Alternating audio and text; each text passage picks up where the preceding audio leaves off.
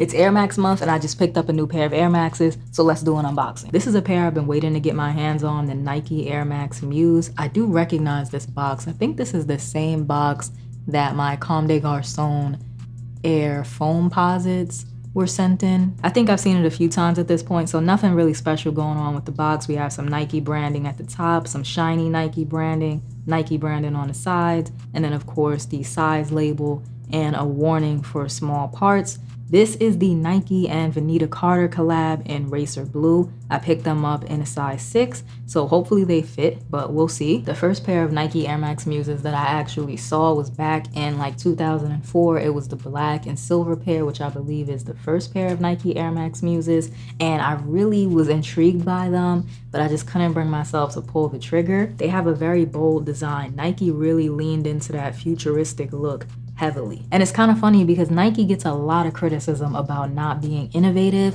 but I think the more innovative stuff that they do just doesn't get the attention. This is something brand new. In my opinion, I don't think this looks like Nike took something from their runner or basketball archive and just refreshed it. For where we are in 2026, this looks like a futuristic woman's sneaker to me. The combination of the white synthetic leather on the upper with the royal blue and then that green air unit in the back heel, I'm really digging it. I like the color combination that they went with. Love that it has a black outsole instead of a white outsole. So that means these won't get absolutely filthy the very first time that I wear them. The silver hang tag charm that comes on the shoe is pretty cute.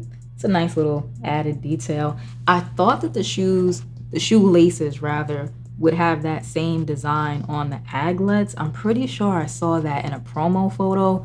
I'll do some more research on that because neither of these have silver aglets. I'll run through a few details while I'm looking at them right now. So the window cutouts on the upper, the blue pattern is actually checkered inside there on the upper. So these little panels are checkered blue, which is pretty cool. It adds some depth to the sneaker. I like it. And I'm also noticing that these 3 blues are completely different shades of blue.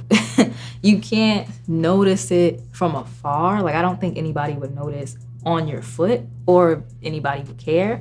But having it in hand, is definitely obvious that these are 3 different shades of blue because of the nature of the materials.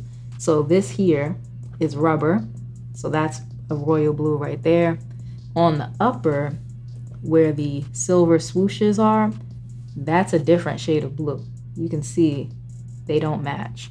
And then these window cutouts are a darker shade of royal blue. So all of them are in the royal blue family, but they're definitely different, distinct shades of blue. I'm also noticing some quality control issues on the upper. I don't know if this is like a bubbling of the material or if it's glue. Either way, not very pretty to look at. Again, not something that you would notice once the shoes are on foot, but at $160, some people are gonna care, so I'm gonna talk about it. Another, first impression kind of thought, these are very pointy. Like, that top view is sickening, but that's not gonna be for everyone because you definitely can't tell that it goes down that pointy in the promo photos. I thought that these would be a little bit more wide, but yeah, they go down to a pretty decent point. It almost kind of reminds me of that Martine Rose dress shoe that Nike did, the point on these. I like it. These are just things that I'm noticing, from looking at the promo photos of all the different colorways up until now to finally having them in hand. These are just, first impression thoughts that are running through my head. So like I mentioned, this is a collaboration with Veneda Carter, and Veneda Carter is a stylist. She's worked with Nike before on the Nike Air Max Muse. She has a previous collaboration, which is the same color blocking, but it's white and olive. So the white and olive pair released last year. This one is Racer Blue and white, as I've mentioned. She's also responsible for what I like to call the glazed and metallic Tim. So I'll go ahead and throw those on screen right now. You might recognize her work there. I personally like Veneda Carter. Her style is like, it's weird enough so that I'm intrigued. Like, she's a stylist, so obviously everything is not gonna be for everybody, and her style is not for everybody, but I dig it.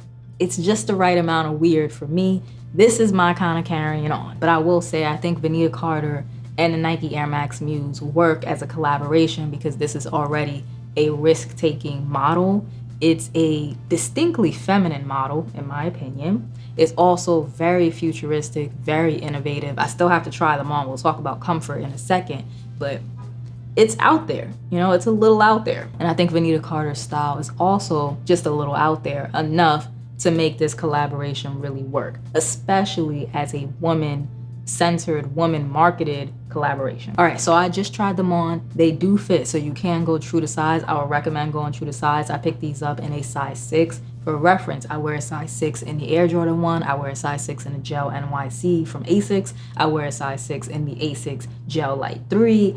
I wear a size 6 in a couple other shoes. It's my true size. So I went with a size 6 here, and they fit. You can go true to size if you're thinking about picking these up. As for comfort, I haven't spent enough time in these at all. I just tried them on to tell you whether or not they're comfortable. Make sure you check out the full review for that, because I will talk about it in that full review. I can say right now that they don't fit weird and that none of the exterior design choices are affecting the fit. There's nothing pressing against my foot in a weird way. Just because the shoe has a narrow appearance going down from the top down view, the shoe does not get narrower on the inside. It fits standard. It fits like a size 6, which is good, because returning these and buying the correct size would have been a major hassle if they did not fit. These retail at $160. I picked up my pair on the Veneda Carter app, but I know that they dropped on the sneakers app on Friday and they did not sell out. So as I'm filming this video, you can still pick these up if you're interested in them. Final first impressions, I am glad that I pulled the trigger. I really like the way that they look in hand. I think that they're gonna look great on feet when I really have a time to dress them up and walk around in them. I think aesthetically, it's a really, really strong addition to the Air Max lineup, but especially when we're talking about women's sneakers, this feels very, very woman focused, and it feels current. It feels like it has elements of what is popular right now, but also what will be popular in the future. But we'll see if this model stands the test of time or if it kind of flames out like the Air Max DN8. I will be back very soon with my full review, and I will probably also do a styling video because yeah, I can't wait to put together some fits for these. As always, if you enjoyed today's video, like, comment, subscribe, show a small YouTuber some love. I really appreciate it, and I will check y'all out in the next one.